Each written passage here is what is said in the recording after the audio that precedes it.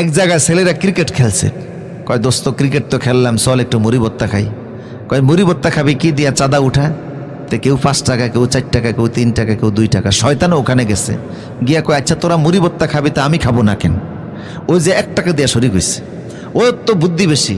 ও কয় ওরা 5 টাকা দিয়ে যে পরিমাণ মুড়ি খাবে, আমি 1 টাকা দিয়ে ওই পরিমাণ খাবো, কারণ খানার সময় তো সবাই সমান খাইব, কেউ তো আর কম বেশি খাবে না। তো এখন টমেটো, সানাস্তুর, মুড়ি সব কিছু আনছে, কাইটা সাইটা রেডি করছে, খানা স্টার্ট দিবে। সালাক মার্কে একটা দাঁড়িয়ে কয় কিরে, চাঁদা তো সবাই সমান দেয় নাই, কেউ দিছে 5 টাকা, আবার কেউ দিছে 1 টাকা। এটা কত বড় জুলুমের কথা, 1 টাকা দিয়ে 5 টাকা সমান মুড়ি খাবো। কয় তাহলে কি করিতে হইবে? কয় বুদ্ধি একটা আছে, যে 5 টাকা দিছে সে 5 আঙ্গুল দিয়ে খাবে, যা 4 টাকা 4 আঙ্গুল, 3 টাকা 3 আঙ্গুল, 2 টাকা 2 আঙ্গুল, 1 টাকা 1 আঙ্গুল। বেচারা শয়তান পড়ছে বিপদের মধ্যে। 1 আঙ্গুল দিয়ে মুড়ি উঠে, একটাও উঠে না, 2-4টা উঠলেও ঠোঁট পর্যন্ত যায় না, যাওয়ার আগে কাইছিটিয়া জায়গায় পড়ে যায়।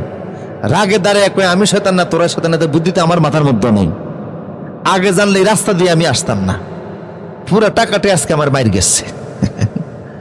শয়তান আছে না নাই?